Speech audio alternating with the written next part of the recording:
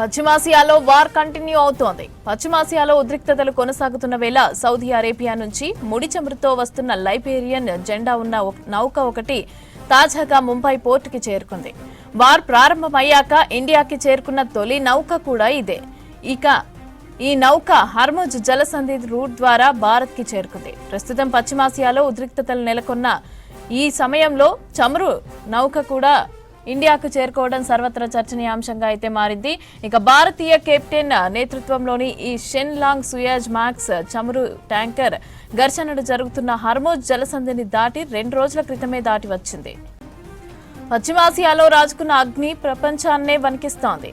ఇక ఎక్కడెక్కడో ట్రావెల్ చేస్తున్న నౌకలను ధ్వంసం చేస్తున్న పరిస్థితులు కూడా పశ్చిమాసియాలో కనిపిస్తున్నాయి. ఇలాంటి ఉద్రిక్తతల వేళ సముద్ర మార్గాల్లో ప్రయాణం చేయాలంటే ఒక సాహసమే అని చెప్పాలి. ఇరాన్, ఇజ్రాయెల్, అమెరికా మధ్య కొనసాగుతున్న వార్ కారణంగా హర్ముజ్ జలసంధిని మూసివేశారు, రాకపోకలను నిలిపివేశారు.